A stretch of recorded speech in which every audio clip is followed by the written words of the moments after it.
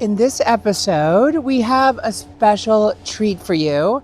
We have Terren Trott. He is an ultrasound expert, brilliant. I learned from him. Also, critical care doctor, went to fellowship and everything after doing an emergency medicine residency. And he currently works at the University of Kentucky, where I used to work. And he's going to talk to us about all things, not all things, but quite a few things with regards to critical care ultrasound and his perspectives on how you can use ultrasound in both places, the emergency department as well as the ICU, and honestly, some insights from a consultant to us. And that's a really, I think, good perspective because he's been on both sides, right? I'm so excited to share this with you. And in case you're wondering what I'm doing, this is not San Diego. I'm actually in Vermont, one of my favorite conferences of all time. This is STO. I would 100% check it out. And on to the podcast. Hello and welcome to the Core Ultrasound podcast. I have with me a very special guest. We've done a couple of podcasts before. But I feel like we've grown so much since the last time we did it in my tiny Lexington office. Do you remember that? Yeah, it was a closet. Yeah, it was literally a closet. It was very intimate. Very soundproof. Oh my God. The acoustics were amazing. It was so soundproof that it was ugly. You know what I mean? It was too industrial. A lot of good content from that. A lot of good content from that little closet office. Now, in case you didn't watch that first one, Terren Trott, I first met Taran when I was an ultrasound fellow at the University of Kentucky. And it was great. I had just come from Tennessee. I was there. I was all excited. And I met somebody else who liked reading articles and wanted to talk about articles with me and had actually read articles that I hadn't read, which was intimidating in the most, in the best way possible. I'm I want to keep up with Taran. Right after I graduated, Taran did an ultrasound fellowship, worked for 2 years, and then was I need more. And so he ended up doing a critical care fellowship with Haney Malamet and others at Cooper in Jersey. And then you've just kept on doing stuff. Keeping busy. Yeah. What have you been doing since that? So have you, obviously. Oh, well, thank you. Very busy. Thank you. Tell me more about me. I'm just kidding. What have you done after your fellowship at Cooper? So I went back to University of Kentucky, where we overlapped for another year before we moved to San Diego. I liked it. Yep, that was fun. That's super cool. And then there's this big void in the ultrasound division at UK. And I started the process of filling that and became the ultrasound director of UK. Right on. And that's been fun. Yeah. It's a new challenge. It's big. Yeah. It's big, yeah. Billing, credentialing, all these things that I swore I was never going to want to care about. But now it's kind of a cool challenge. Yeah. So different directions. I love that. I feel like it's kind of like when you're going into adultdom. You do that and you're I just want to play and ski and skate all the time. And then you're actually, I kind of am into retirement. I want to make sure that my stocks are doing well. And you had no idea you would like it and be into it. And you get into it and you're oh, it's actually not that bad. It's not that bad. It's cool. Yeah. It's a new challenge. Yeah. You've been doing some amazing things. And I do when I think about being an EM and critical care doc, I think that's got to be one of the most fulfilling jobs because you get to do the initial workup, you can splint people, you can do all this stuff, and then you get to titrate pressors. You get to figure out how to wean them off the vents. I love it. I think the split is phenomenal. Yeah. And I've told you so many times that you'd be an excellent critical care physician as well. It's such an amazing split between what your actual medical practice is because so much of emergency medicine is social work and community outreach and things that aren't always medical you know and that has its own fulfilling process but then you also I get to dive into very complex pathophysiology, heart-lung interactions, and I absolutely love the dichotomy. It's so cool. I love that. Yeah. I remember when I was a resident, one of my attendings was a chiropractor and then went to med school. And so he had a very unique and really like wise perspective on how to kind of like communicate between those two like fields of medicine, right? And it was great perspective. My first actual question for you, which I mean, I sent you these questions before, but we haven't really chatted. So I am like legitimately curious, and this is kind of apart from ultrasound per se. What do you think is something that critical care doctors and emergency medicine doctors could do better at communicating with each other? Meaning, is there, I guess, said another way, is there a thing that critical care doctors maybe don't know about EM doctors that would help with communication, and vice versa? Yeah, that's such a good question, and I'm a little hesitant because I'm like, I don't want to be the spokesperson for all EM, the one person in between. Of course, I'm not. Yeah. So I'm sure you'd get a lot of different opinions on this. I have a deep love for emergency medicine. Of course. I know what happens in an emergency department. I have a full appreciation that sometimes the workup might not always be done, and that's not the point. I get it. Like, I get that that's not the point. Yeah. And ultimately, it's so easy to go back to this, like, what's best for the patient right now? And if you're the critical care doctor that's, belaboring the fact that you put the patient on the lowest BiPAP settings and they didn't get better, what do you expect? It's like, well, maybe that just means it's time to transition this person to an ICU where someone's able to do all the things that need to get done, because ERs are busy places. It is, yeah. And the ICU is busy too, to be perfectly clear. But sometimes that is the thing that I struggle with. Time moves differently in an emergency department and the ICU. Because obviously I've taken care of sick patients in both settings, but somehow, I swear, time just goes slower in the ICU. Interesting. And maybe it's because we're perseverating on medical details or something. I don't know. Yeah. But I swear, the same presentation, you could have someone having some massive GI bleed from the floor or from out of hospital, pretty similar in terms of what you're going to do. But I feel like in the ICU, you end up, because you're the person that's going to be there the next day, you end up caring for that person so much more, I guess. Right. Or with more continuity. So it's a 4-hour resuscitation versus a 90-minute resuscitation for the same thing. I don't know. Right. No, I get that. And the goal for us,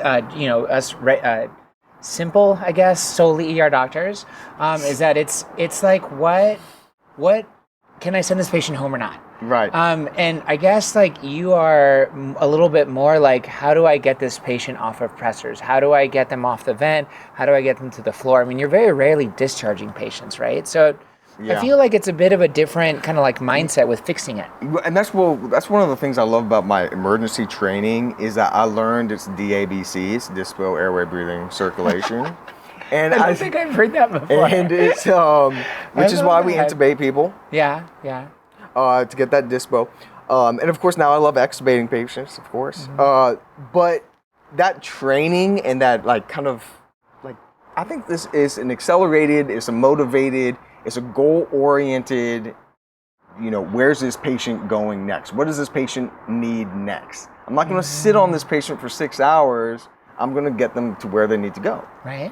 And, for me, I think that kind of helps in critical care because I'm not going to just sit on someone on the vent for another day. No, the only thing they're in the ICU right now is because they're on the ventilator. That is our number one priority. What can we do to get them off this everyday aggressive critical care in terms of de-escalating? And I think for me, that comes from my emergency training.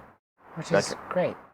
I mean, it's one of those things that I think about too, is that I forget, like at one point there was like a word for it that I knew was like a German word, I feel like, where you take an expert in one field and you drop him into a different field, and that person has these perspectives that people that are entrenched in that field maybe don't know as well. Which is why I'm so like interested in your perspective as an ER doctor that also is an ICU doctor or critical care doctor. Like, what are the things? And I hear that. It's interesting. I mean, it makes sense to hear you say it, but it is actually like, oh, it's also like epiphanacious. It's a bit of an epiphany. I don't know what the word is. I'm not good at English. But yeah, I have a follow-up question for you, really based off of one of the things you mentioned, because I do feel like I would feel fulfilled in a critical care fellowship, but just I don't think it worked out. But I would love it because I like that stuff. If, let's say, because I was a year ahead of you, right? What if it was reversed? What if you were 1 to 2 years ahead of me and I expressed interest? How would you like help me along the path to become a critical care doc? And this is, of course, in the lens of, you know, I was already emergency medicine resident. I already liked ultrasound. Like, what do you think you would have like said to me to try and like not push me one way or the other, but I guess encourage me one way or the other? Yeah. So as an umbrella statement, what I love about emergency critical care is that it's this completely superfluous pathway for emergency medicine. And I mean that you can have such a rewarding career in emergency medicine without doing fellowship. That's very true. Very true. And you're going to have a great life, you're going to make money, you're going to take care of patients. So one of the things I really like about EM critical care is that you're sacrificing a lot of time, or the people that do that I've found are very passionate about medicine. So first of all, you're going to find yourself in this cohort of people. And that's not to say it's exclusive. Right. But you don't do it unless you really care about medicine. You self-select. I think it's self-selecting, which is awesome. When you come from emergency medicine and you want to go into critical care, and there's obviously a bunch of resources for this online, you know. You can go through anesthesia. You can go through internal medicine, which is what I did. And you can go through surgery. Okay. Now, I don't actually personally, I've only known a few people that went the surgical critical care route. So I don't know the details of that as well as I probably should. Yeah. But anesthesia and internal medicine are going to be 2-year programs. When you come out, you're going to be board certified in critical care. And you really can work in any ICU. You're credentialed to work in any ICU. Amazing. Yeah, it's phenomenal. There's definitely practice variations. Okay. You know, some hospitals, some big academic institutions really want anesthesia critical care in their mechanical circulatory support. Okay. But that's not everywhere. I mean, but it's like ERs too. Yeah. Like some ERs need a certain level of something. Some ERs that are looking for ultrasound directors, like they just want someone who has done ultrasounds. Others need you to have had fellowship training, have had experience already in another institution before they take over another role. So I guess that's similar, right? Yeah, absolutely. I will say I've heard this a few times. Some people want to do it for the knowledge. They want to do a 2-year critical care program to get smarter. They had no intention of practicing critical care. It sounds bizarre, right? It seems like a lot of work for something that you can literally like read articles on your own. Yeah, exactly. I was like, I don't know. I feel like I just need to don't do that. Don't do what? It seems like a lot of work. Like as far as like your wellness, is that worth it? Yeah, I don't think so. Yeah, it actually reminds me when I was a medical student. Don't tell anybody, but I actually wanted to do EMIM because I actually like I enjoyed like the thinking part of it. Like I actually really enjoyed like the having to spend more time with patients. And I had a mentor of mine, his name is Brian Anderson. He actually works close by here in California. He's actually my cousin. He's my cousin by marriage. He's my wife's cousin. And he was like, "What do you want to do with that 5 years of residency training?" I was like, "Well, I'm going to work in an ER." And he's like, "Why would you do 2 extra years of residency to have the same job?" And I was like, "Oh, okay." And it's true. If you don't use it, you lose it. Like you'd be an amazing internist, right? And then 5 years later, you really wouldn't keep up with any of it. Right. So same thing for critical care. Yeah. I tell people don't do a critical care fellowship unless you'd be happy doing 100% critical care. Like that was your only practice. Fascinating. Okay. I feel super lucky. The University of Kentucky supported me having a split position, but it's pretty hard still to do that. Like to coordinate the 2 different schedules, or what? Two what departments, there's usually 2 different payrolls. I People just don't know what to do with you, how you're going to schedule your time. And obviously there are hiccups of scheduling between 2 departments. It's pretty smooth, and both departments work really well with each other. And I just feel infinitely lucky that it's worked out as well as it has. Well, that's great. It's an interesting perspective in the hospital too, because you're going to be one of the few people that knows this transition between outpatient to inpatient. Great opportunity for research, not that I've tackled that. Well, you're busy. You have like so much, right? I'm gonna take just a little quick pause here and remind you that we have an online ultrasound fellowship available called the Ultrasound Leadership Academy. It's got a bunch of stuff that I'm personally very proud of. A year-long curriculum that I built out. Now, this is meant for someone who really wants to take their ultrasound to the next level, wants to become the POCUS expert wherever they're at, wants to learn more. We offer image review where I look at your clips and I give you little tips on how to improve the views.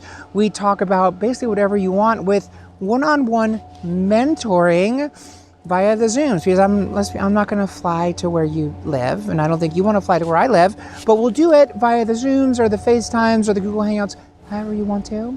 And it's available. Check out ultrasoundleadershipacademy.com. Okay, I love that, and I appreciate that. I think that the way to make a critical care fellowship work for me, I think, is for me to become a vampire so I don't have to sleep. Yeah. But I don't want to be the kind that dissolves in sunlight. I want to be like the Twilight vampire. It just twinkles a little bit. I just sparkle, and I'll be very open about it, so I don't have to like hide and live in Seattle or whatever. You know what I mean? Yeah. Which, no shade on Seattle. It's a gorgeous place. I just don't want to move from here. I like San Diego. I've thought about this a lot, in case you haven't noticed. Now, what about, let's kind of like shift to like ultrasound specific stuff. Yeah, absolutely. Now, this is like I'm throwing you like questions that we didn't actually talk about. Sorry. Are there procedures, ultrasound-guided procedures, for critical care docs that you think that they should either learn about or work on a little bit more? Okay, that's good. That's good. And I was thinking about this. And in critical care, you'll likely be doing some kind of inpatient triage, resuscitation, floor crashes, all this stuff that we love from emergency medicine. Yeah. Inpatient emergency medicine is what I call it, which is fun. I love that. Inpatient emergency medicine. That. Yeah. It's the risk stratification, it's the resuscitation, so much fun. It sounds simple. Okay. Get your 16-gauge ultrasound-guided peripheral IV skills like top-notch. I love that. And I know we do a lot of IVs in the ER, but usually by the time they get to the ICU, they have access, right? Well, they should, we should say. Hopefully, They should. It should be something better than an IO. Right. Yeah, preferably. Hopefully the IO's been replaced with something. Right. Not always, but you get these floor crashes and they have some 22 in the thumb, and they're hemorrhaging, they need a massive transfusion protocol. Yep. And I feel like in critical care, the default is to grab that MAC line and start poking blind. It happens all the time. That. Yeah. And then we get MACs in the artery. And we're doing a massive transfusion through the femoral artery, and you wonder why things aren't going well, right? Right. Whereas if you can just dart that 16 gauge into a large, AC proximal, that's going to be so valuable to have that skill. Crash Mac lines are fun, I guess. They're gratifying when you just nail it. Yeah. But the moment you start struggling with it, you wish you had just gotten the ultrasound from the beginning. And then there's always going to be the IV around. There's always going to be a Mac line around. I don't know. But I think that's a really, really important skill to just have down. So interesting. I always to me, I think the most important procedure for ultrasound is ultrasound guided IVs, because I feel like they are the most difficult, but the lowest risk, right? So if you are really good at a peripheral IV, literally every other procedure is going to be a piece of cake. Like complicated nerve blocks, like arthrocentesis, thoras, paras, pericardiocentesis, like anything that you do, I think as a whole is easier than a difficult ultrasound-guided IV, but they're all more risky than the ultrasound-guided IV with complications, right? Let me ask you a question. Because one of the challenges with ultrasound IVs, I feel like it's still, needle identification, needle tip identification. Are there ultrasound IV or IVs are made specifically for ultrasound identification? Kind of like our central line needle tip. Are there ones that are made that are a little more sonographic?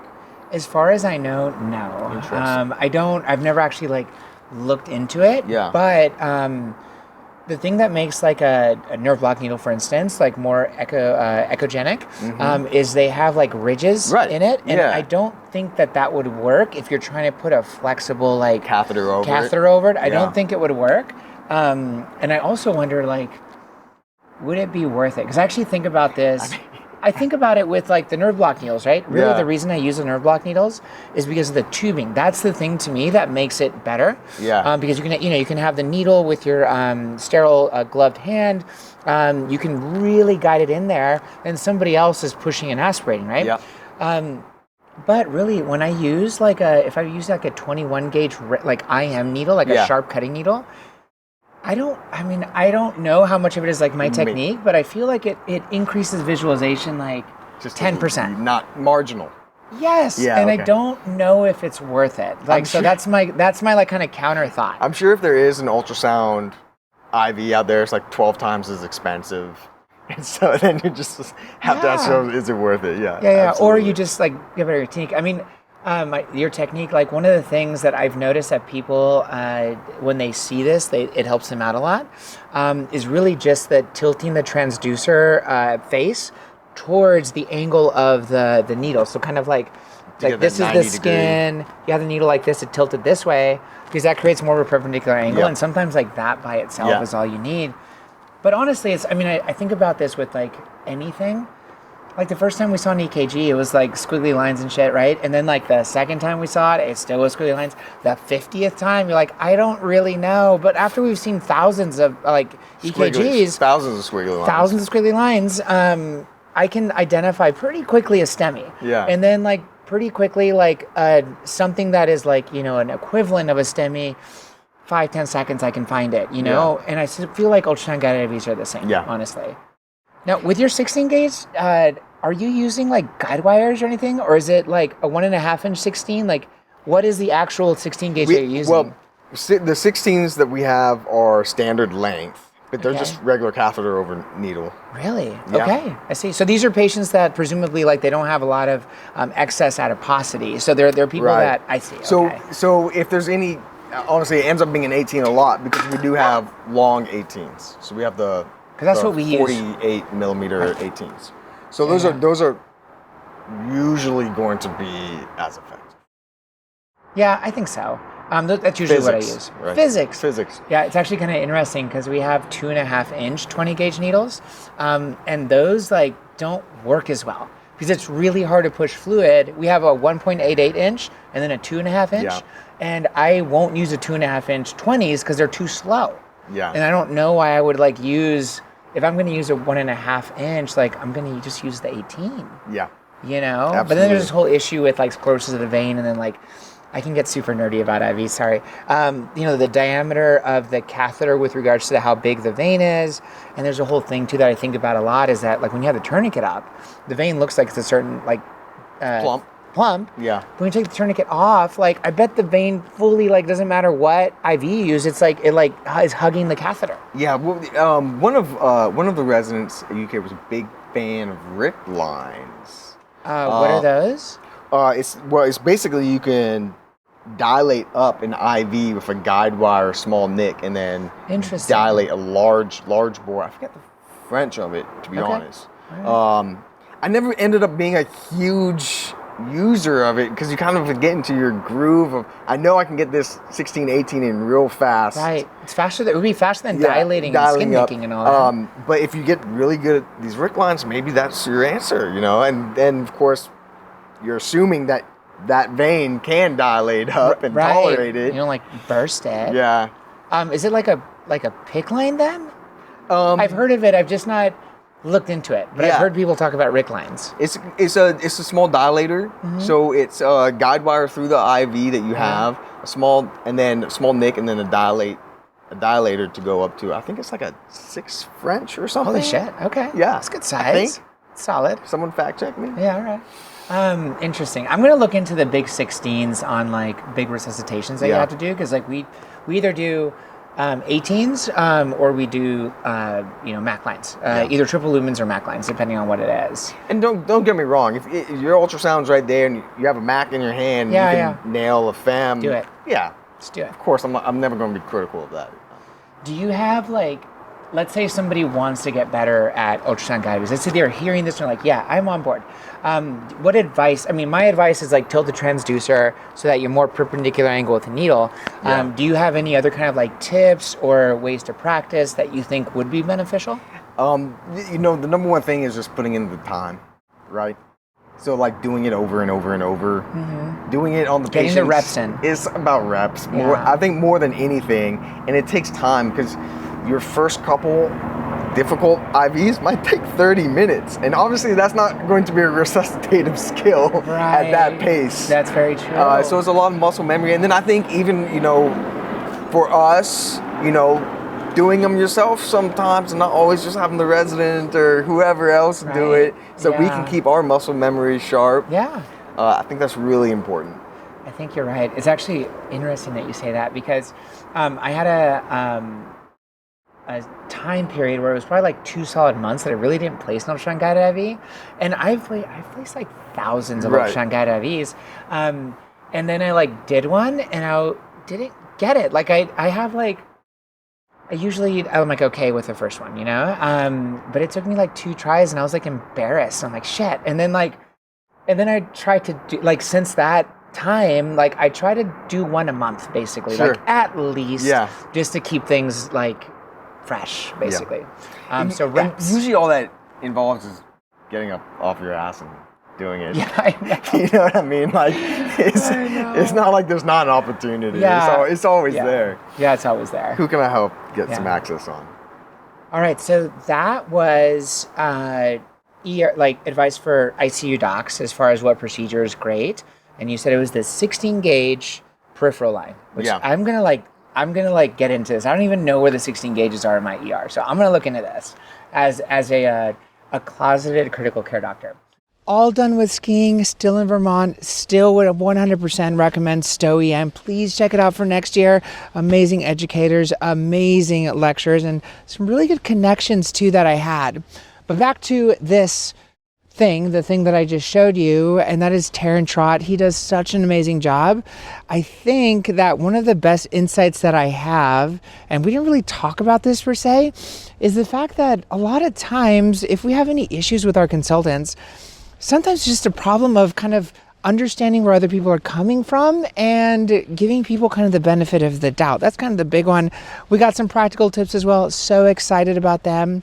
Don't forget to check out ultrasoundleadershipacademy.com and courses.ultrasound.com. Check out the Instagram, check out Threads, check out the website.